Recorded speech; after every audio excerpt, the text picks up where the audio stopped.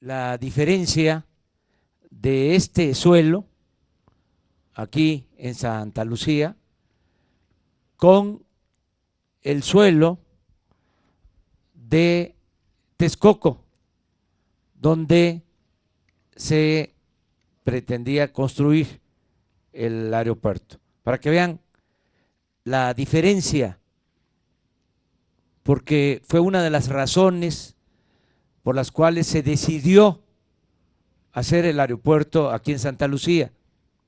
Allá es un lago y el suelo firme no está a 4 metros, está a 26 y a 30 metros. Entonces, si se hubiese construido el aeropuerto en Texcoco, se iba a estar padeciendo de hundimientos y el costo de mantenimiento de ese aeropuerto iba a ser elevadísimo. No solo iba a costar más la construcción, porque aquí hay que quitar 4 metros de suelo que no es apto para construir. 4 metros, hasta aquí donde estamos ya es resistente, pero allá era quitar 26 metros de profundidad de suelo malo y hacer el relleno. Por eso se estaban acabando todos los cerros de alrededor. Aquí, como lo ha explicado el general Vallejo, es suelo de las partes laterales de las pistas, el que se utiliza. Esto es una economía de miles de millones de pesos. Ahora los venía explicando el general, pero a mí me gustaría que él ahondara sobre este tema, la calidad del suelo, entre aquel proyecto fallido y este nuevo proyecto, y también cuánto significa en ahorro por manejo de material. Gracias, señor presidente. Bueno, efectivamente, estamos ante dos escenarios estratigráficos distintos. El terreno nuestro resistente, nos encontramos sí dentro del Gran Lago del Valle de México, pero en las riberas. Y nuestros niveles, nuestros estratos resistentes, como lo dijo el señor presidente, están a 4 metros de profundidad. En el caso de Texcoco, los estratos resistentes estaban alrededor de 30 metros. Para no tener que excavar esos 30 metros, se estaba realizando un proceso experimental que consistía en un proceso de precarga. Significa utilizar elementos muy pesados, que en este caso era el basalto, y colocarlo sobre la superficie y provocar un hundimiento y tener unos filtros para ir evacuando el agua. Lo que se logró es que había hundimientos de alrededor de 2 metros en adelante, y tenían que esperar a que esos asentamientos, esos hundimientos dejaran de ser muy representativos, para que una vez hundido todo ese material, retiraran toda la capa de material pesado, la pusieran a un lado y trajeran material limpio de banco para hacer las pistas. Evidentemente se encontraban a la mitad del proceso y era un proceso muy costoso, y que además iba a dilatar mucho tiempo. Pero efectivamente ese proceso experimental, la instrumentación estaba señalando que al final de cuentas iban a continuar los asentamientos diferenciales, porque el terreno es peor que esos 30 metros de profundidad todavía tienen características físicas y mecánicas peores que el que tenemos nosotros. Entonces, ¿qué iba a pasar? Efectivamente iban a continuar los hundimientos.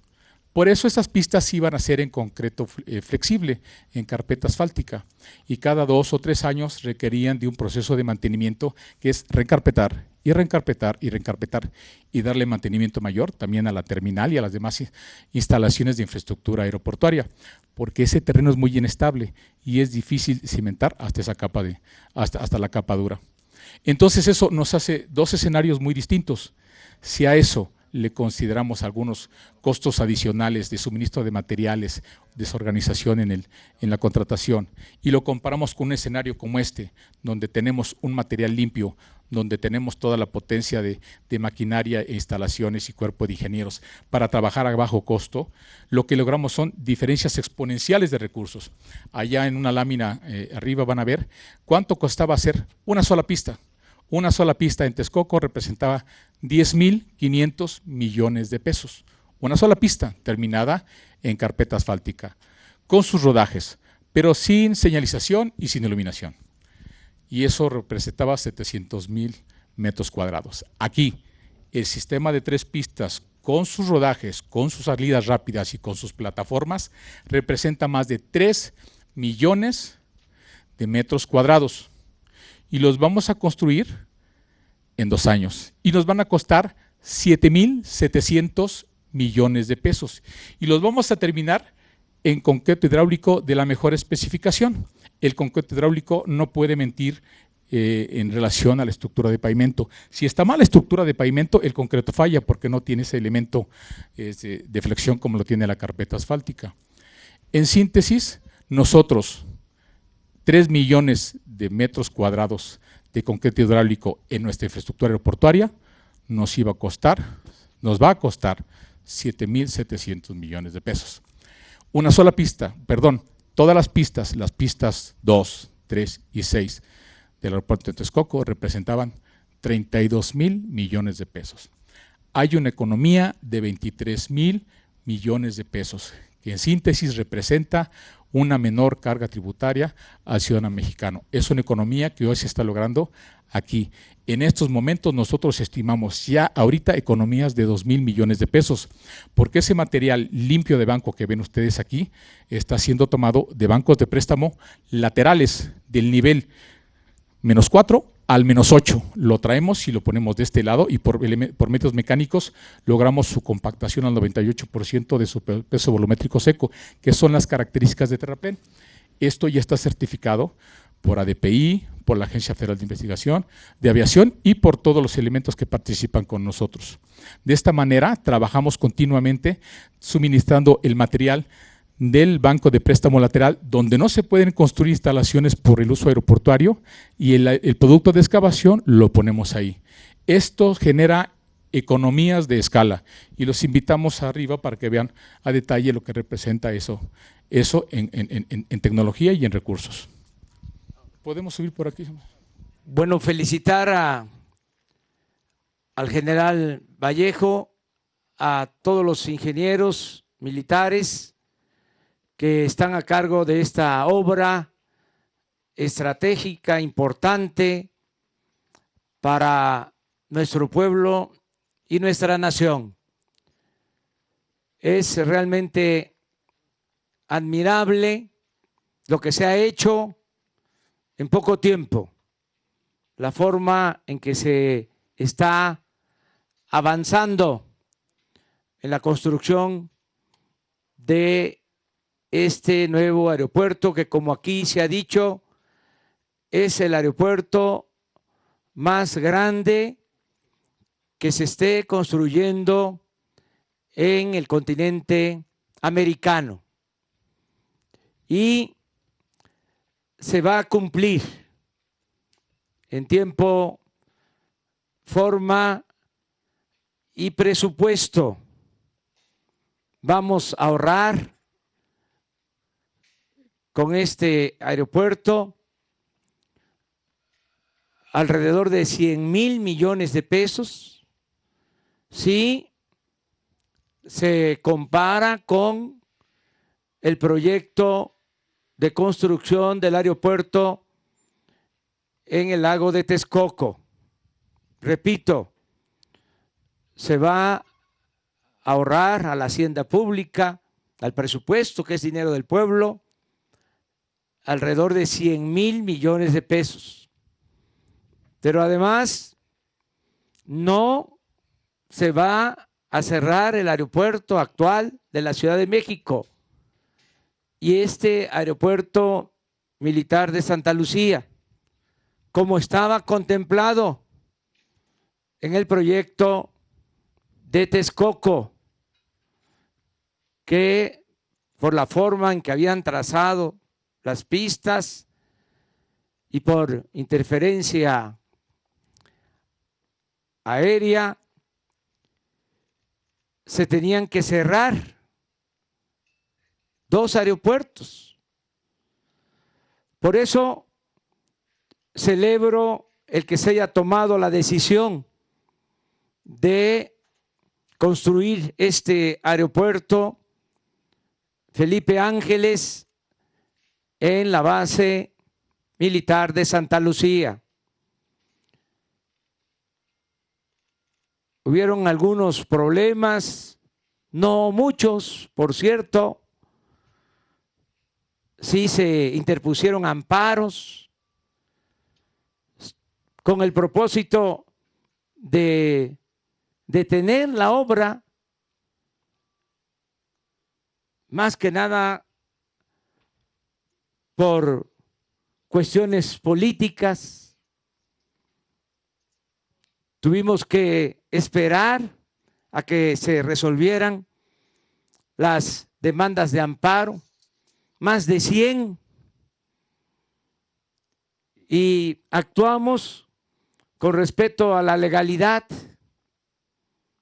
Al final se resolvió legalmente, se aprobó por el Poder Judicial la construcción de este aeropuerto y estamos, repito, muy contentos porque ya se está trabajando a muy buen ritmo, conforme al proyecto.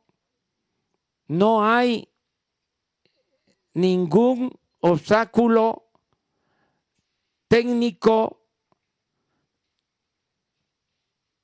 Se puede mantener este gran aeropuerto al mismo tiempo que funciona el aeropuerto actual de la Ciudad de México y el aeropuerto de Toluca, que también se va a habilitar, porque el Estado mexicano va a adquirir las acciones que tenía una empresa privada.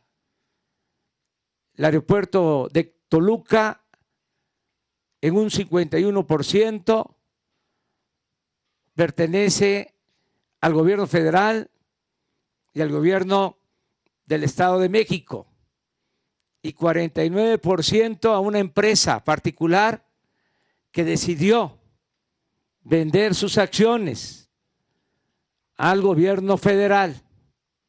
De modo que ya se va a tener también la propiedad del aeropuerto de Toluca. Tenemos acuerdos con el gobernador del Estado de México, Alfredo del Mazo, que aprovecho para agradecerle por todo su apoyo, por todo su respaldo. De modo que va a ser un sistema aeroportuario para la Ciudad de México que vamos a poder operar desde el 2022. Acabo de reafirmar el compromiso.